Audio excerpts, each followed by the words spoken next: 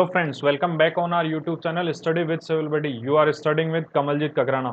जैसा कि अपने लास्ट लेक्चर में अर्थ प्रेशर ऑफ थ्योरीज देख लिया था, चैप्टर वहां तक कंप्लीट कर लिया था। तो एज पर सिलेबस आज अपन अपने लास्ट टॉपिक पर आ गए हैं सिलेबस के अकॉर्डिंग। ठीक है, तो इसकी बात कर लेते हैं अपन, बियरिंग कैपेसिटी ऑफ सॉइल।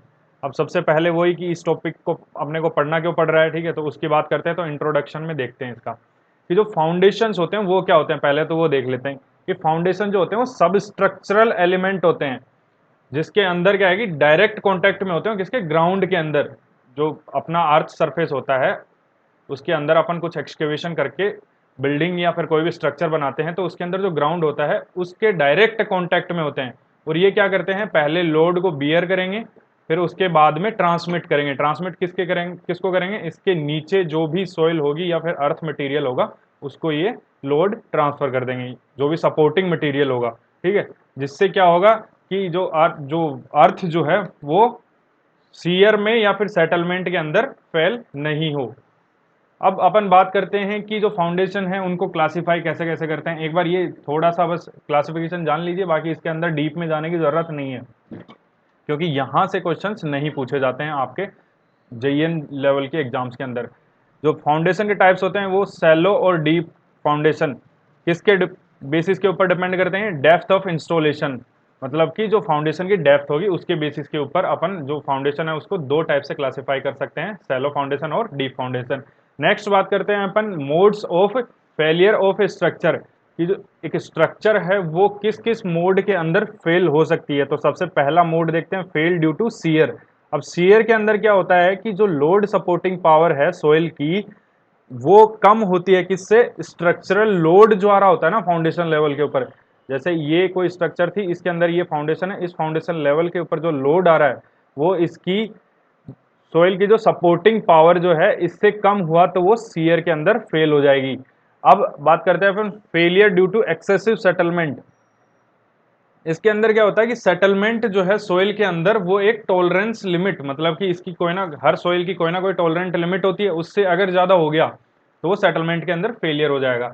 लेकिन क्या होता है कि जैसे डिफरेंशियल सेटलमेंट, मतलब कि किसी स्ट्रक्चर का एक पोर्शन जो है वो दूसरे पोर्शन की बजाय या तो ज्यादा सेटल कर रहा है या कम सेटल कर रहा है। ठीक है, तो इसके अंदर ऐसे केस के अंदर क्या होगा कि ये जो है ना अनएक्सेप्टेबल डैमेज क्रिएट नहीं करेंगे। लेकिन इनके अंदर जैसे बिल्डिंग का इसका मतलब रेजिडेंस का था, तो ये रेजिडेंस का पर्पज कंप्लीट नहीं कर पाएगी, क्योंकि लोगों के अंदर फिर साइकोलॉजिकल फियर वगैरह ये आ जाएंगे।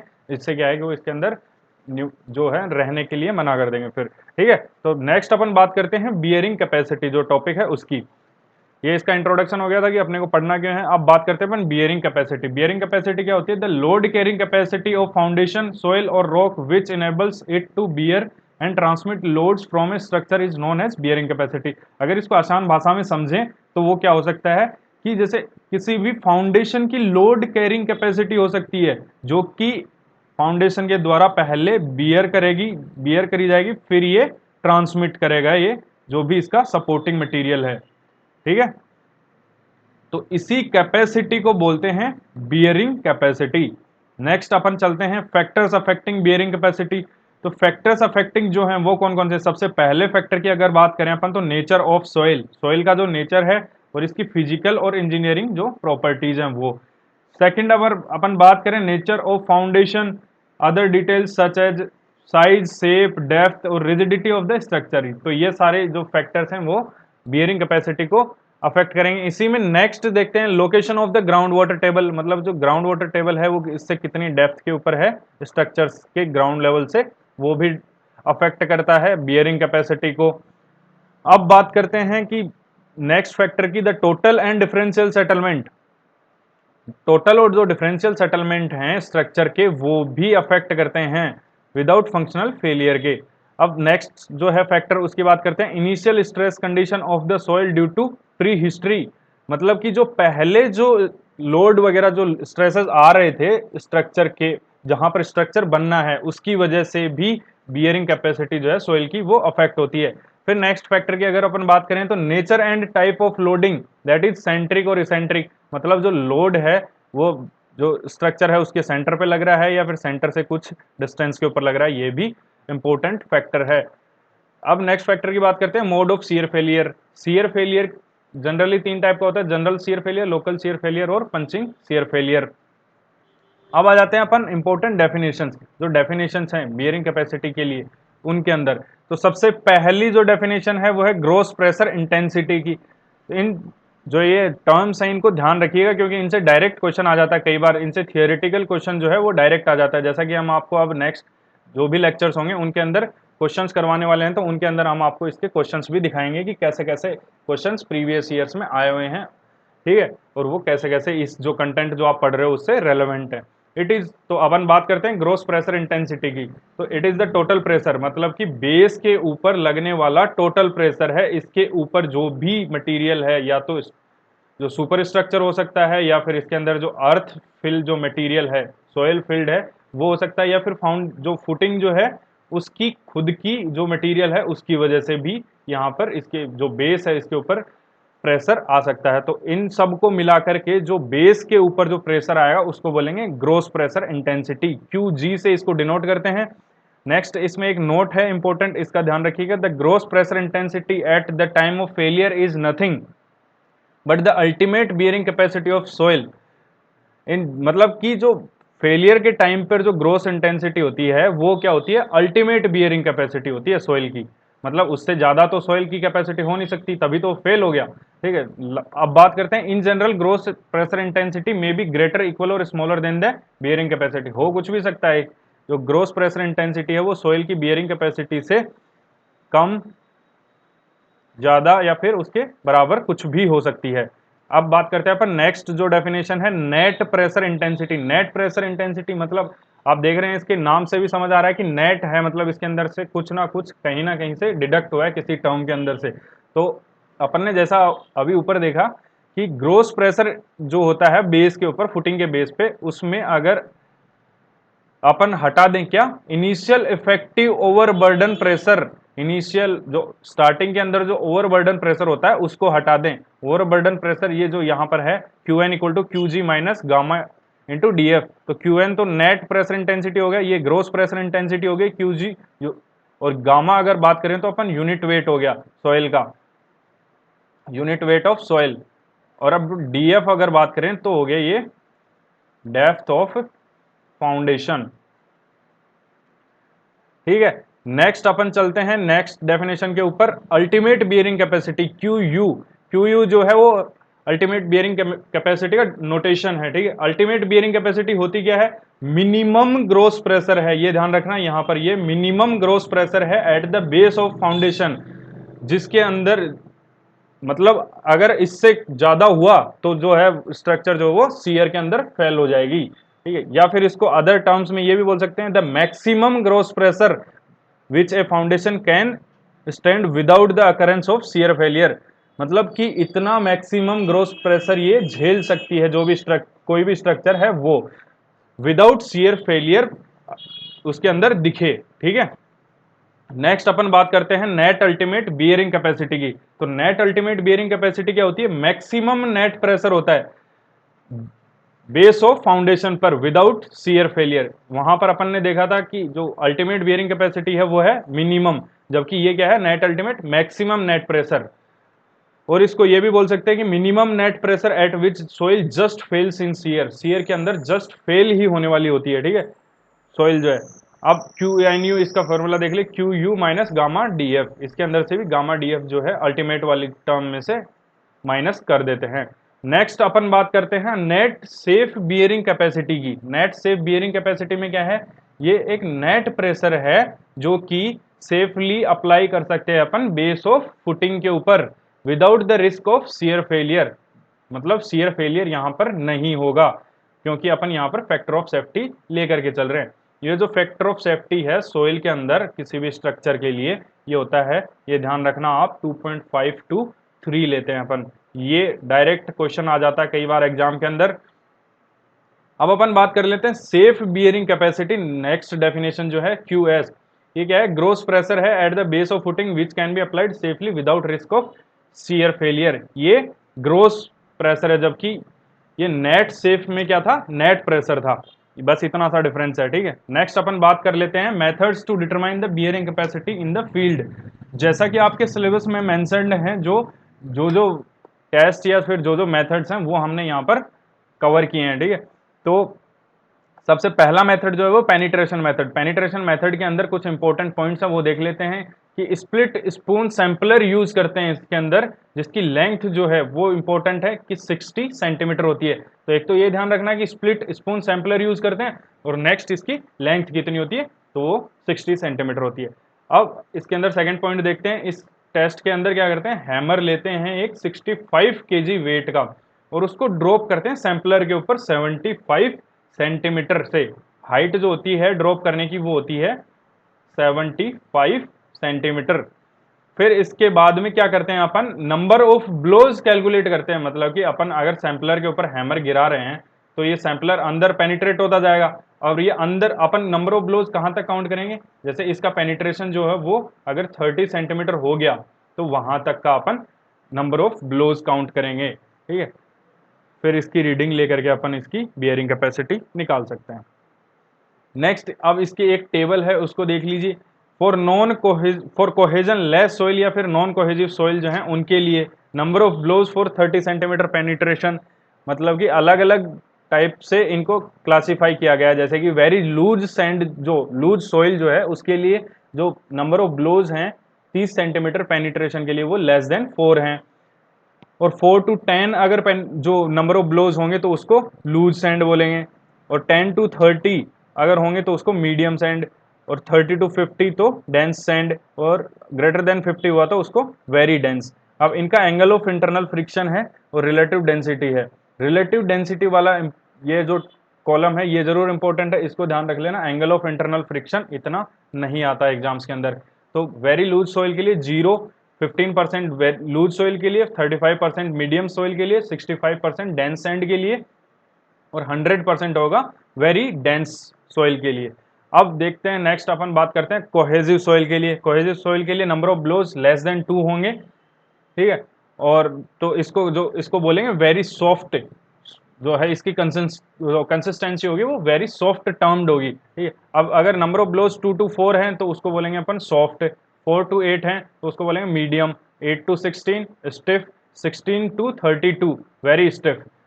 इनको 2-4 बार आप अगर इन टेबल्स को रिवाइज करेंगे और अगर क्वेश्चंस लगाएंगे तो उनसे आपको आइडिया हो जाएगा कि किस टाइप के क्वेश्चंस आते हैं और कैसे कैसे इन क्वेश्चंस को घुमाया जाता है। ग्रेटर देन 32 का मतलब है हार्ड और वेरी हार्ड, ठीक है। अब इनकी अनकन्फाइंड स्ट्रेंथ जो यूसीएस जो है वो भी देख लेते हैं। लेस देन 2.5 वो 0.25 होगी वेरी सॉफ्ट के लिए, 0.25 to 0.50, मीडियम के लिए 0.5 to 1 होगी, स्टिफ के लिए 1 to 2.0, वेरी स्टिफ के लिए 2.0 to 4.0, और हार्ड और वेरी हार्ड के लिए ग्रेटर देन 4.0। अब अगर अब अपन बात कर लेते हैं, इसके अंदर एक करेक्शन होता है। अगर वाटर टेबल प्रेजेंट हुई तो इसके अंदर क्या है कि जो 30 सेंटीमीटर पेनिट्रेशन के लिए जो नंबर ऑफ ब्लोज रिक्वायर्ड होंगे वो ज्यादा रिक्वायर्ड होंगे, क्योंकि वाटर जो है वो फोर्स लगा रहा होगा जो सैंपलर होगा उसके ऊपर, ठीक है। अब number of blows found more than 15, अगर 15 से ज्यादा नंबर ऑफ ब्लोज मिलते हैं अपने को तो एक्चुअल जो नंबर ऑफ ब्लोज काउंट करने हैं, कैलकुलेट करने हैं, तो उसके लिए एक फॉर्मूला गिवन है।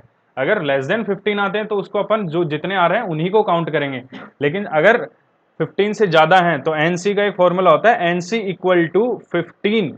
ये नंबर ऑफ ब्लोज करेक्टेड हैं, एनसी का मतलब ये नंबर ऑफ ब्लोज जो अपने को टेस्ट रिजल्ट से मिलेंगे, ठीक है।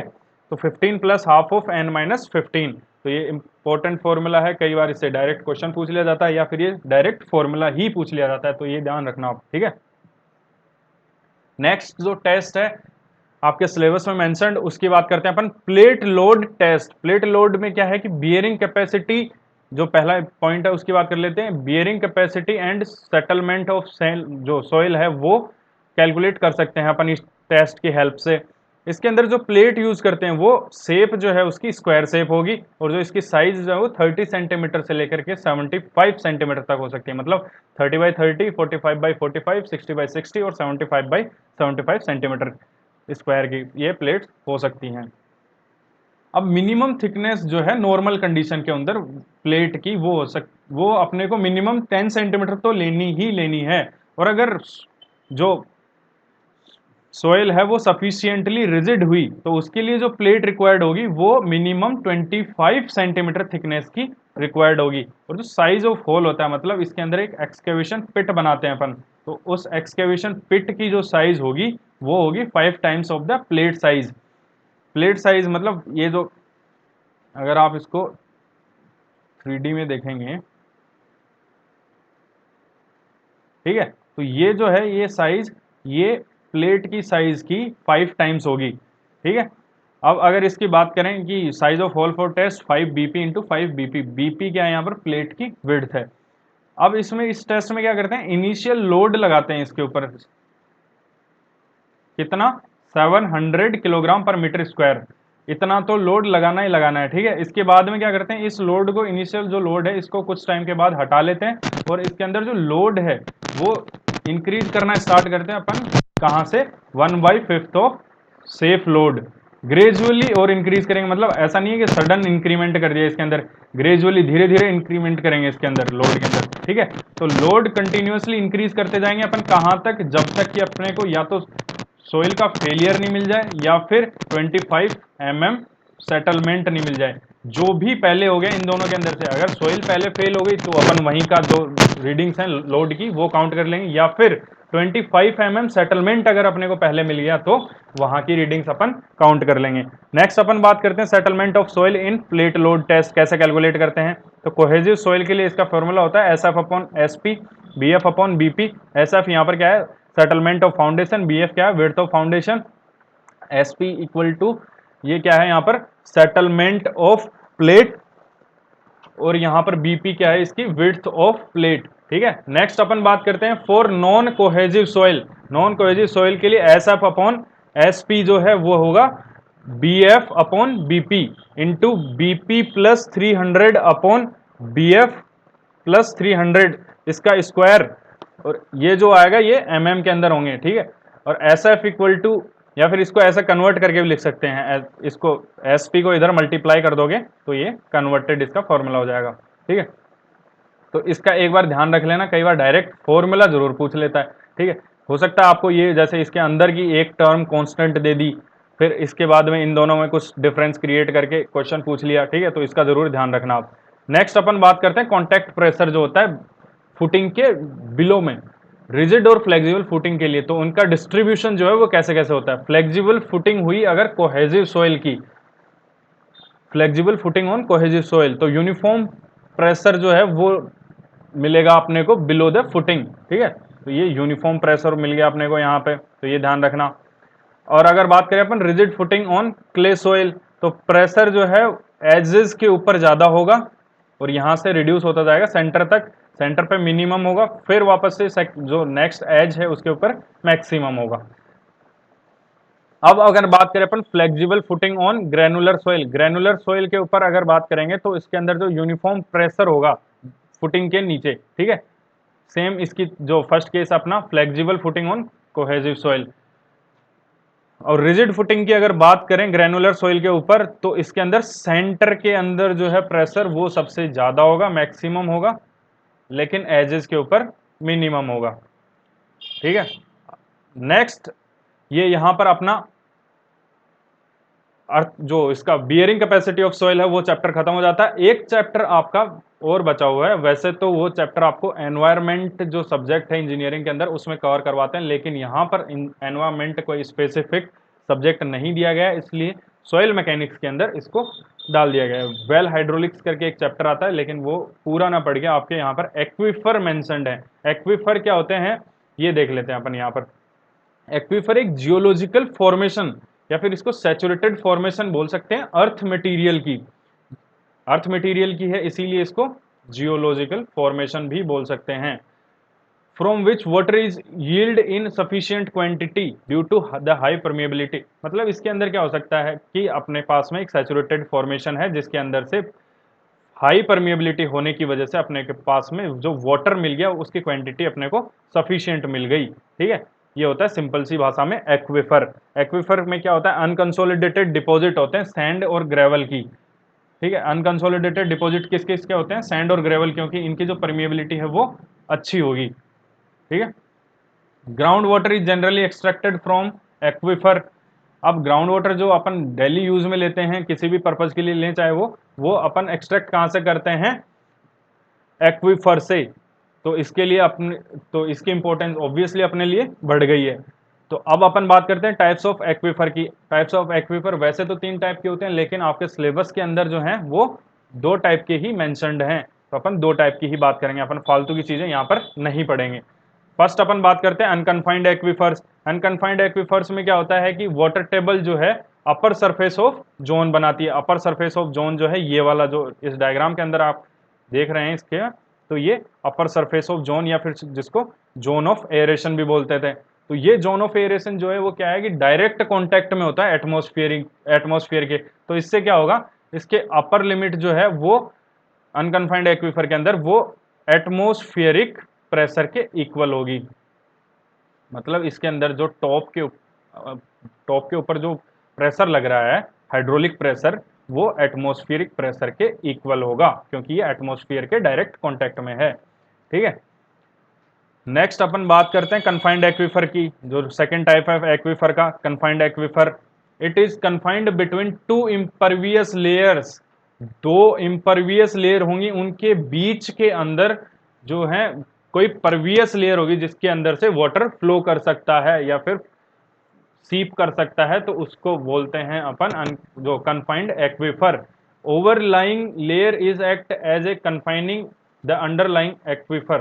ठीक है, मतलब इसके अंदर जो ये ऊपर और नीचे वाली जो लेयर है वो इसके लिए कन्फाइनमेंट का मतलब इसको जकड़ के रखने का काम करती हैं।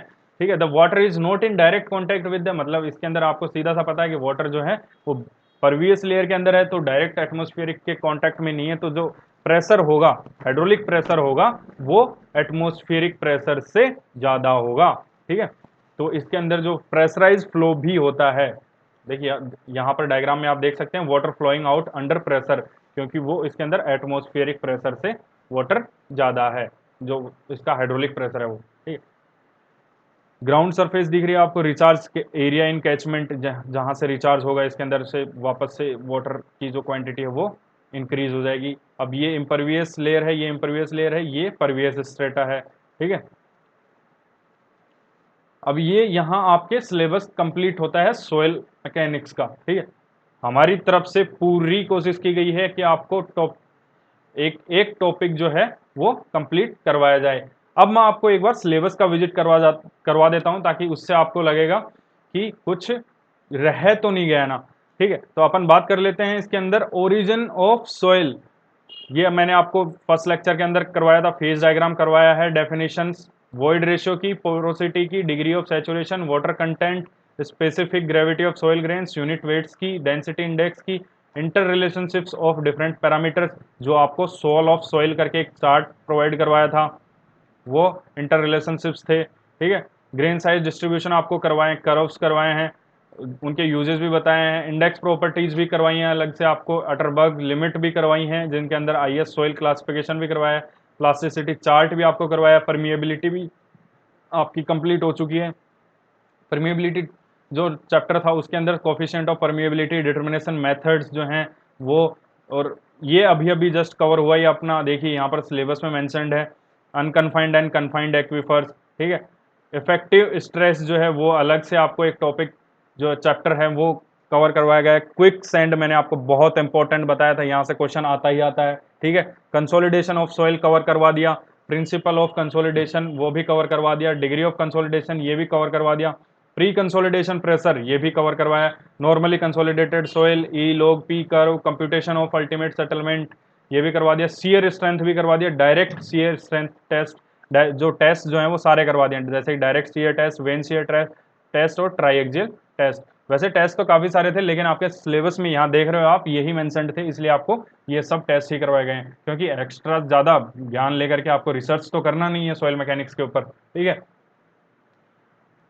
और अगर करना हो तो अपन एक नई सीरीज लॉन्च करेंगे, उसके अंदर मिलते हैं फिर। ठीक है, सॉइल कॉम्पेक्शन करवा दिया आपको, लेबोरेटरी कॉम्पेक्शन टेस्ट करवा दिया, मैक्सिमम ड्राई डेंसिटी करवा दी, ऑप्टिमम मॉइस्चर कंटेंट भी करवा दिया, अर्थ प्रेशर थियरीज भी लास्ट लेक्चर के अंदर करवाए थे, और active and passive earth pressure उसकी के अंदर था, बियरिंग कैपेसिटी ऑफ सॉइल्स जो है वो आज ही इसी लेक्चर में करवाया है, प्लेट लोड टेस्ट यहाँ पर देख लीजिए, और स्टैंडर्ड पेनिट्रेशन टेस्ट, ये दोनों टेस्ट जो हैं वो करवा दिए हैं। अब हमारी तरफ से पूरे पूरे एफर्ट्स लगाए गए हैं, दिन रात एक करके हमने आपके लिए ये सारा कंटेंट रेडी किया और आपको पढ़ाया है। अब आपके लिए एक स्पेशल मैसेज है आपके प्यारे अमित सर के साइड से, ठीक है? तो मैं उनको हैंड ओवर कर रहा हूँ माइक। हेलो, नमस्कार दोस्तों, क्या हाल चाल है आप सभी के। मैं अमित सिंह भदौरिया आपके लिए कुछ इम्पोर्टेंट मैसेज लेकर आया हूँ। इम्पोर्टेंट मैसेज क्या है? इम्पोर्टेंट मैसेज ये है आपके लिए कि आपको क्या करना है। क्या हमारा जो ये कोर्स है ना, ये कोर्स एक्चुअल में अभी पूरा हुआ थोड़ी है। अभी तो क्या करना है, एक अहम चीज़ बाकी है। क्या अहम चीज़ बाकी है? अभी अहम चीज़ ये बाकी है कि हमको क्या करना है, अभी हमको एक स्पेशल चीज़ करनी है, टेस्ट लगाना है। क्योंकि देखो, जो हमने पढ़ा है सिलेबस के अकॉर्डिंग तो हमने पढ़ लिया है, पॉइंट टू पॉइंट एक एक चीज़ हमने डिस्कस कर ली है, समझ में भी आ रहा है कि हाँ कोर्स हमारा कंप्लीट है। लेकिन हमने जो पढ़ा है या हमने जो पढ़ाया है वो कितना एग्जाम में आएगा ये कैसे पता चलेगा? ये पता चलेगा टेस्ट से। तो मैं 4 टेस्ट मैंने सोचा है, सर से मैंने डिस्कस किया है जीत सर से कि हम 4 टेस्ट रखें। उन 4 टेस्ट को आप सभी को देना है, ठीक है ना। लाइव टेस्ट ऑर्गेनाइज करने की सोच रहा हूँ मैं, यूट्यूब पे लाइव टेस्ट होंगे, लाइव क्लास चलेगी आपकी। लाइव क्लास में ये होगा कि आप एग्जैक्टली उसी टाइम पर आप अपना रियल आंसर दे पाएंगे और उसका रेस्पॉन्स भी मिलेगा, साथ में एक्सप्लेनेशन भी होगा, ठीक है। तो मैं ऑर्गेनाइज करने की सोच रहा हूँ 4 आपके ऐसी क्लासेस हों जिनमें हम क्वेश्चंस करने वाले हैं। वो चारों की चारों क्लासेस जो आपके डिग्री वाले हैं उनको अटेंड करनी है। डिप्लोमा वाले चाहे तो चारों ले सकते हैं, लेकिन स्पेशल 2 क्लास होंगी डिप्लोमा के लिए उनके अंदर, जिसमें थ्योरेटिकल टाइप के क्वेश्चंस या ऐसे क्वेश्चंस जिनका लेवल सिर्फ डिप्लोमा के लिए है, उनके लिए हम करने का सोच रहे हैं। समझ में आ गया आपके? मतलब 4 लेक्चर आने वाले हैं जिसमें हम क्वेश्चंस करेंगे, लाइव क्लासेस होंगी। 2 जो एक क्लास हैं वो स्पेशली डिप्लोमा के लिए डिजाइन है, और चारों की क्लास है डिग्री को देखनी, क्योंकि डिग्री में तो देखो थ्योरेटिकल न्यूमेरिकल दोनों तरह के कंसेप्ट आ सकते हैं, चाहे छोटा हो चाहे बड़ा हो, कुछ भी आ सकता है। तो समझ में आ रही होगी बात। डिप्लोमा को भी हमने ध्यान में रखा है। डिप्लोमा वाले बच्चे बोल रहे हैं कि सर हमारे कम समझ में आता है पूरा का पूरा इंग्लिश में, तो पूरी की पूरी कोशिश की हिंदी में एक्सप्लेन करने की। उसके अलावा डिप्लोमा के लिए भी कुछ सोच रहे हैं, भगवान ने चाहा अगर सब कुछ सही रहा तो वो भी लेकर आएंगे। आप लोगों की तरफ से देखो हमारी जिम्मेदारी थी वो हमने पूरी कर दी है, थ्योरेटिकल कंसेप्ट्स को या थ्योरी को लेकर के क्वेश्चंस की है वो भी पूरी करेंगे। अब आपकी जिम्मेदारी क्या है? आपकी जिम्मेदारी ये है कि इस कोर्स को मैक्सिमम से मैक्सिमम लोगों तक आपको पहुंचाना है। जितने स्टूडेंट्स रेगुलरली देख रहे हैं उनको पता है कितनी मेहनत से कितने तरीके से कंटेंट रेडी किया है, पॉइंट टू पॉइंट एक एक चीज़ आपको समझाई गई है। अब आपकी जिम्मेदारी बनती है मैक्सिमम व्यू लाने की, मैक्सिमम लोगों तक ये वीडियो पहुंचाने की। नेक्स्ट वीडियो जो है क्वेश्चंस का वो हम तभी लॉन्च करेंगे जब हमारा टारगेट अचीव होगा। हमारा टारगेट क्या है? हमारा टारगेट है इस वीडियो पर 2000 व्यू लाना। जैसे हमारा फर्स्ट वीडियो पे 1000 व्यू आए थे, हमने कोर्स स्टार्ट कर दिया था रेगुलर बेसिस पर। अब इस वीडियो पर जैसे ही 2000 व्यू आएंगे, क्वेश्चन सॉल्व करेंगे और फिर हम स्टार्ट करने वाले हैं WRE का, जो हमारा सब्जेक्ट है इरिगेशन का। जो जीत सर हैं वो MNIT से एमटेक किया है इन्होंने, MNIT से, और WRE से ही किया है। इनका स्पेशलाइज जो है स्पेशलाइजेशन है, उसी सब्जेक्ट में स्पेशलाइजेशन है। तो वो जो सब्जेक्ट है वो तो सबसे बेस्ट पढ़ाने वाले हैं। तो मैं आप सभी से रिक्वेस्ट करूंगा कि ज़्यादा से ज़्यादा इस वीडियो को शेयर करें। और हाँ, अगर आप लोगों में कोई ऐसा है जो डोनेशन कर सकता है तो प्लीज़ आपसे रिक्वेस्ट है, 1-1 रुपया डोनेट कर सकते हैं आप।